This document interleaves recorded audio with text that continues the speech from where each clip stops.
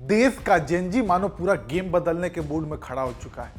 Gen Z के सवालों से सत्ता की कुर्सी हिली हुई है, क्योंकि अब तक जो जेनजी अपने देश की बुनियादी जरूरतों को लेकर सत्ताधीशों से सवाल दाग रहा था, अब उसने ईरान और इजराइल के बीच चल रहे जंग को लेकर ऐसे ऐसे सवाल दागे हैं कि आपके भी होश उड़ जाएंगे। यकीन ना हो तो एक छोटा सा नमूना देखिए, जहां एंकर भी जेनजी के सवालों की तारीफ करने से खुद को रोक नहीं पाया। पहले वो देखिए, फिर आपको वो भी दिखाते हैं कि कैसे जेनजी ने अपने सवालों से विश्व गुरु की बखिया उधेड़ कर रख दी। मेरा सवाल आपसे ये है, क्या हमें ईरान के डिस्टेबलाइज होने से जो समस्या उत्पन्न होगी उसको नज़रअंदाज करके भी इजराइल का समर्थन करना चाहिए, जबकि हमें सब पता है कि वेस्टर्न नेशंस सारे एक जगह खड़े हैं।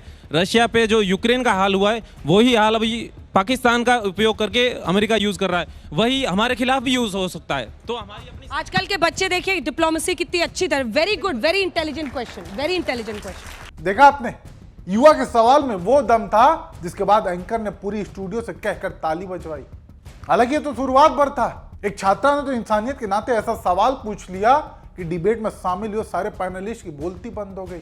मैं एज अ ह्यूमन पूछ रही हूँ आप लोगों से कि मैं ईरान और इजराइल का सपोर्ट में किसको सपोर्ट करूँ, क्योंकि यहाँ मैं इजराइल को देखती हूँ वो हॉस्पिटल्स पे बॉम्बिंग कर रहे हैं, और यहाँ ईरान को देखती हूँ टेररिस्ट अटैक्स कर रहे हैं, वो महिलाओं पे इतना शोषण कर रहे हैं। तो मैं एज अ ह्यूमन किसको सपोर्ट करूँ, ये मेरा क्वेश्चन है। जबरदस्त, मतलब मुझे लगता है कि आज अगर मुझसे कहा जाए तो मैं बहसबाजी का ऑडियंस से ही बना दूं। इतने जबरदस्त सवाल, क्योंकि अक्सर युद्ध में सबसे बड़ी जो कैजुअलिटी है वो ह्यूमैनिटी ही होती है। सुना आपने, छात्रा ने वो सवाल उठाए हैं जो ज्यादातर लोगों के मन में उठते तो हैं, लेकिन वो खुलकर पूछने की हिम्मत नहीं दिखा पाते।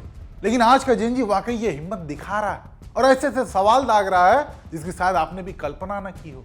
मेरा क्वेश्चन उनके लिए जो डोनाल्ड ट्रंप को डिफेंड कर रहे हैं। पहले हम अगर यूएस की स्ट्रेटजी देखें मैम, उन्होंने पहले सद्दाम हुसैन पर अटैक करा, वहाँ पर कोई न्यूक्लियर वेपन नहीं मिला। फिर अभी यूएस जो डोनाल्ड ट्रंप है, इन्होंने वेनेजुएला पे लीडर को उठा लिया, अब इन्होंने ईरान पर अटैक करा है। इसकी क्या गारंटी है कल वो इंडिया को टारगेट नहीं करेंगे और उन पर वो अटैक नहीं करेंगे? मेरा केवल एक प्रश्न है कि 1980 के दशक के बाद से अमेरिका ने काफी बड़े आतंकी संगठनों को कहीं ना कहीं उनको प्रमोट किया है, कहीं ना कहीं उनको फंडिंग की है, लेकिन कभी भी पूरे विश्व में औपचारिक रूप से उनको आतंकवादी संगठन तब तक घोषित नहीं किया जब तक कि अमेरिका की भूमि पे हमला नहीं हुआ। यूएस इतनी वॉर कर रहा है, क्राइसिस हो रहे हैं इतने, इसके ऊपर जो है यूएन सिक्योरिटी काउंसिल इतना साइलेंट क्यों है? एंटोनियो गुटेरेस का जो है कोई बयान क्यों नहीं आ रहा है उसको? सुना आपने, ऐसी क्या गारंटी है कि जिस तरीके से ट्रंप दादागिरी दिखा रहा है, सरेआम राष्ट्राध्यक्षों को उन्हीं के देशों से उठवाना, मरवा देना, तो ऐसे में क्या गारंटी है कि इंडिया को वो टारगेट नहीं करेगा?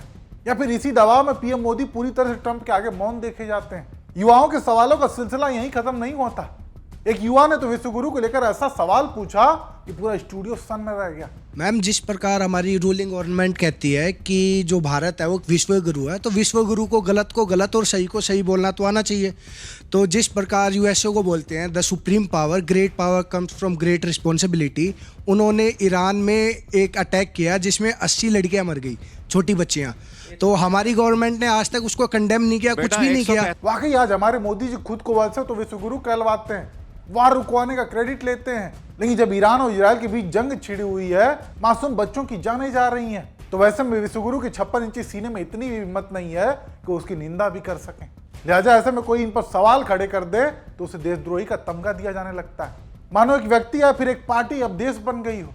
हालांकि इस पर भी एक छात्र ने जबरदस्त सवाल पूछा, वो भी सुनिए। जो भी भारत के लोग बीजेपी के खिलाफ बोले या तो सरकार के खिलाफ बोले, बाहर जाकर बोले या कहीं भी बोले, जब उसके खिलाफ बोले आपको लगता है कि ये देश के खिलाफ बोल रहे हैं, तो या आप भारत का नाम बदल कर बीजेपी रख दीजिए, और बीजेपी रख दीजिए नाम, क्योंकि आपको लगेगा कि भारत के देश के खिलाफ ही बोल रहे हैं ये लोग। सुना आपने, भारत का नाम बीजेपी रख दो, यानी ये युवा आज उस माहौल से भी भली भांति वाकिफ है जो प्रोपेगेंडा बीजेपी के द्वारा देश भर में फैलाया जा रहा है।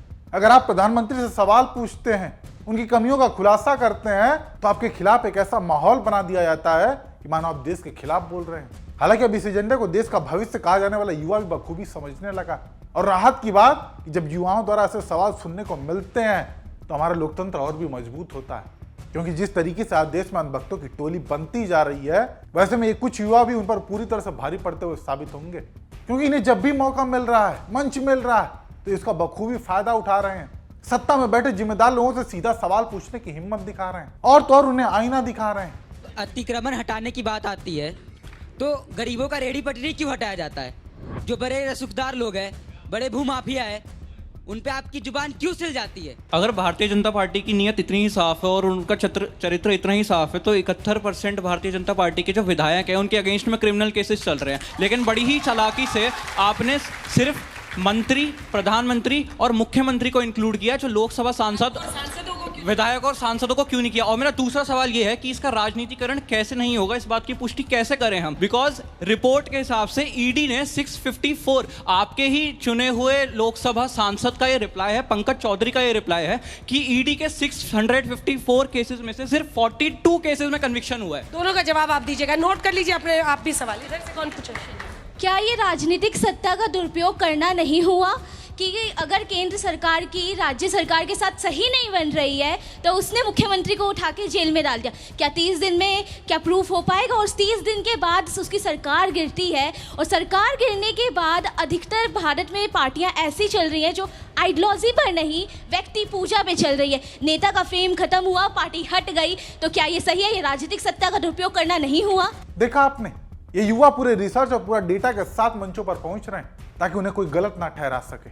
ऐसे में इन युवाओं के सवाल सुनकर आपको भी जरूर इस बात का एहसास हो रहा होगा कि ठीक ऐसे हमारे देश का हर एक जनजी अपने मुद्दों को लेकर जिम्मेदार लोगों से सवाल पूछने लगे तो नेताओं की खटिया खड़ी होने लगेगी।